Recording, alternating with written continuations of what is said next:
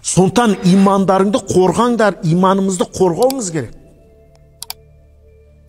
Айылып қалуымыз мүмкін ба? Мүмкін. Намаздан да, оразадан да, зекеттен.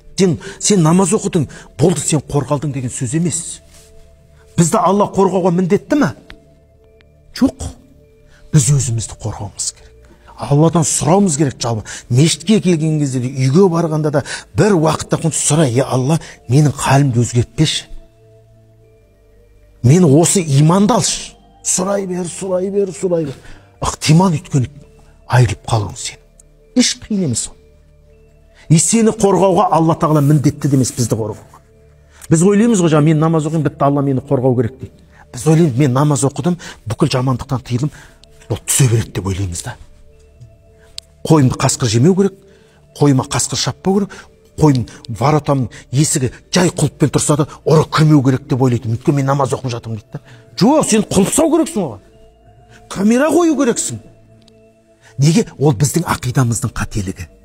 Біз ойлаймыз, мен намаз оққаннан Құдай мені қорғау. Сен миллиард жыл намаз оқысаң да, Құдай сені қорғауға міндетті емес. Сондықтан анау машинаның есігін ашып кету, үйің есігін ашып қою, ондай қойыңыздар. Құдай не дейді? Сақтансаң сақтаймын дейді. Сақтанбасаң қақтаймын дейді. Қақтайды тозақта сақтанба. Мұсылмандарға ислам қақ болса, неге мұсылмандарға жәрдем бермейді? Мұсылмандарға не үшін жәрдем беру? Намаз оқыған үшін бе? Бұл Құдайдың парызы, міндеттісің. Сен мысалы, әкең сені жұмсаса, сен әкеңнен бір нәрсе дәметпейсің ғой. Айтпайсың ғой, маған бірдеңе бер деп әкең. Балам, онда үйтетінің бар, міндетсінетің бар, көмектеспей қой дейді ғой, дұрыс па? Мысалы, әкең айтса, балам бір су жеткізіп тастады, су жеткізіп. Балам бір отын жеткізіп тастады, отын жеткізіп. Баламна малға шөп салам жеткізіп. Сен бір күн отырсаң да, әкем маған міндетті деп жаңады. Сөйтіп бардың да, әкем маған бір көмегіңіз керек болып тұрса, қой балам бар, шама жоқ десе, сен ренжисің де, қанша көмектесіп атым, көмекті маған. Сен міндеттісің ғой сен, ол саған міндетті емес қой.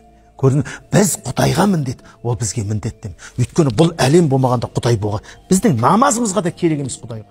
Оның бәрі өзіміз үшін. Намазың сауабы кімге? Өзіміз. Көрдің, сондықтан ол біз намазға жығылдық, ораза ұстадық, бәрді ісіміз тынды деген сөз емес. Әрекет қою керек, амал ету керек жаңады. Ойлап қой, жаңады үйің ба, заборыма кіріктеп кетті. Камера қой. Мен намазхан менің үйім ұры түспей, жоқ, ондай нәрсе жоқ. Ұры қайдан білесің сен намазханның үйі екенін? Жазып қойдың маңдай, намазханның үйі деп жазып. Намазханның үйі деп жазып қойсаң, қайтадан наоборот тез түсетін шығар. Бұл намазханда Құдайға сенеді, есігін ашып қояды деп. Наоборот құттақ қою керек. Анау ақшаны сейфке тығып қою керек. Машина ішіне бүйтіп барсетканы тастап кетіп қалса ма жаңа? Типа намазханасында жаңағыдай. Періштелер келіп қорқып тұр. Жоқ, сиденің астына қойып тұр. Ол болады деймін, ол біз ілім болмағаннан кейін бәріміз де болады. Көрдіңіз бе? Біз ойлаймыз, Алла мені қорғау керек. Сен не үшін қорғайды Алла? Сен Аллаға бірдеңе істедің бе? Бәлкім маған бірдеңе істесеңізде, мен енді бірдеңе істеу мүмкін да жаңа. Бүйтіп өткен кеткен сайын бүйтіп қарап жүріп жаңа, мына Қажекең үйі аман ба екен деп, біреу түсіп кетпесін деп. Енді өйткені маған көмектесем, мен кішкене міндетсін тұрам ғой жаңа. Қой, міндетім ғой, енді көмектесейін деген. Ол Құдай ешкімге міндетті емес ол. Өйткені ол Құдай ғой. Сен оқымайын десең де намаз, ер көзіңде.